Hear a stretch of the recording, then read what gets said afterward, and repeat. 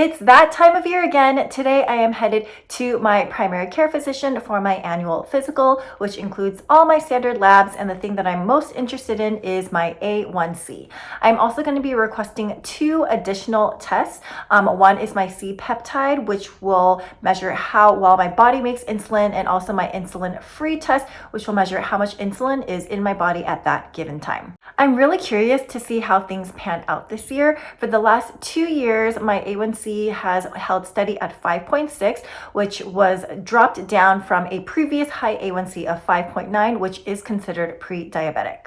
It's been kind of an interesting health journey for me this past year. About 6 months ago, I did start Orange Theory, which is a fitness program that is half cardio, half strength, and it's a pretty intense workout. But in terms of diet, I've definitely been way more lenient than I should this past year. And it wasn't until about 2 weeks ago when I started paying more attention to what I was putting into my body, because I was just feeling so much bodily discomfort. I had gained a lot of weight, especially in my midsection. I was constantly bloated and also constantly constipated. Sometimes I just have to squat or lay down because the pain was so bad and the gas wouldn't be able to escape.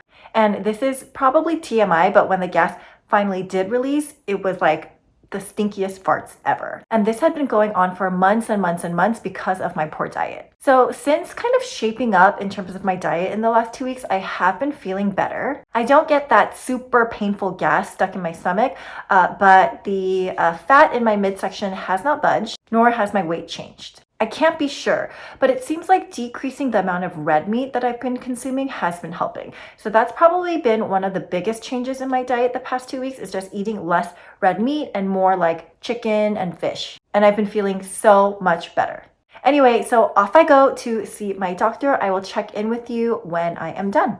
I am back from my doctor's appointment and I am so hungry because I did fast for those labs. I think I finished eating dinner yesterday around 6:30 p.m. and it is now close to 11 o'clock. So I'm really hungry. This has been my breakfast of choice for quite a while now. A handful of blueberries, 2 fried eggs, and avocado toast on whole wheat sesame sourdough, toasted, butter first, and then avocado on top with some salt. And this breakfast is going to keep me full for a very long time, maybe even to dinner time. So I'm going to eat this and I will check back in with you all tomorrow, probably, to go over my test results. Less than 10 hours later, I receive a notification on my phone that my test results are ready. I brushed my teeth, got ready for bed, and now I'm hopping on to check my test results. Whew, I'm feeling nervous. Okay. All right. I'm going to start with my A1c because that's the thing that I really want to know. Oh my gosh, I feel so nervous. Okay. Oh, Lord. Okay. View results. 5.4.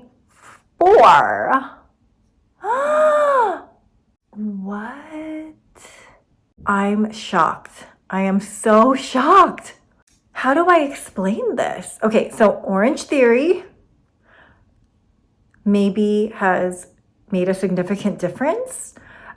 It is a high intensity workout, so it does burn a lot of glucose. Let's look at the rest of my results. So it looks like I actually didn't get my insulin test or my c-peptide. So that's TBD. I am ecstatic that my A1c is down to 5.4. Okay, so one thing that I want to mention is 5.4 does not necessarily mean that my blood sugar is good, because if I'm spiking really high and then my blood sugar is dropping down really low, because of hypoglycemia, like my insulin response is overshooting and then dropping my blood sugar really low, the average is still going to be good. It's going to look good, which might explain my 5.4 A1c, but that doesn't mean that I'm not having huge spikes and potentially huge drops. So I will take it with a grain of salt, but I feel like maybe the Orange Theory has really been helping me. I have been lifting a lot of weights. They also have strength only classes, which I have been trying to prioritize if it fits within my schedule. And so I've been gaining kind of a lot more muscle, maybe. So that might be something that's contributing to my lower A1c. All right, so here is my data graph of the A1Cs that I've had from 2017 to the present. This drop, 5.3, this was when I was in like the highest point of nursing my second child, and breastfeeding really lowers blood sugar. And so that's what this is over here.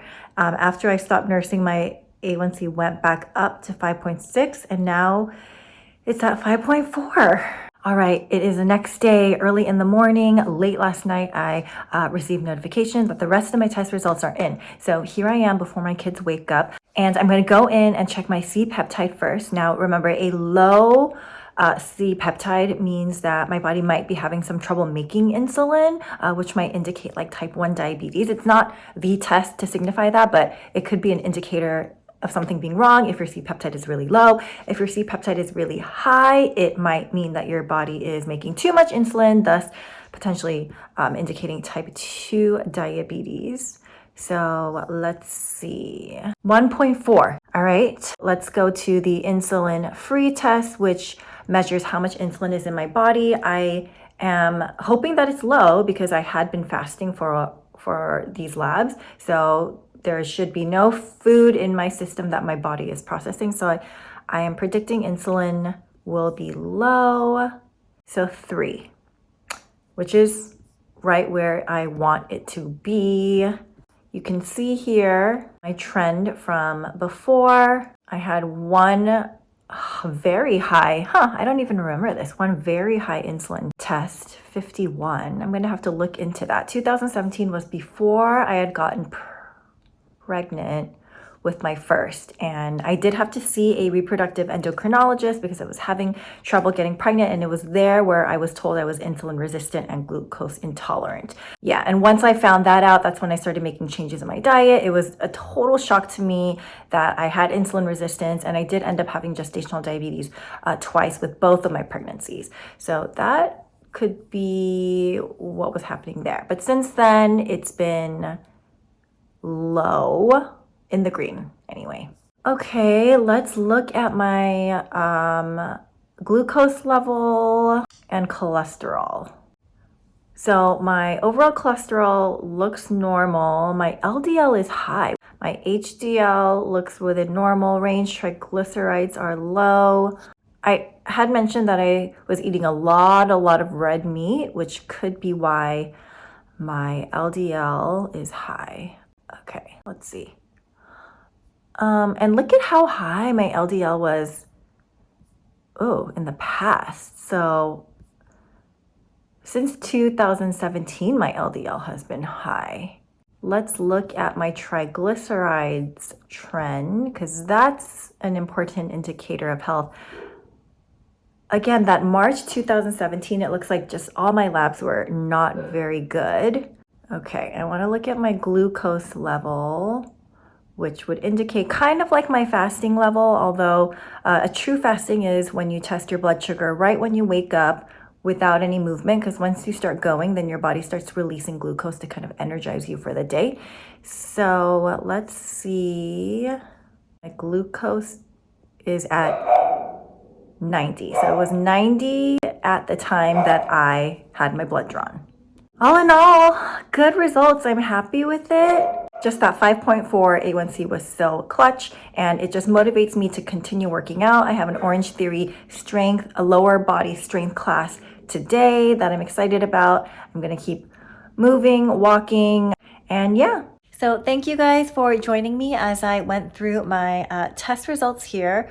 One thing that I really want to emphasize is that the lab results are kind of, it's a picture of just a moment in time. So it's a picture of what is happening in my body right now. I did see a reproductive endocrinologist who ran all the tests she needed to test and did tell me that I have insulin resistance. So while things look great today, that's not how it always is. And my blood sugar spikes into the 180s, sometimes into the 190s. Going back to the test results, there was one point where my fasting insulin was 51. We all know that 51 is very, very high. That's not normal. Now, today it's at 3. So again, just flashes of a moment in time what is happening in my body. So yeah, anyway, thank you for joining me, and I will see you guys all in my next video.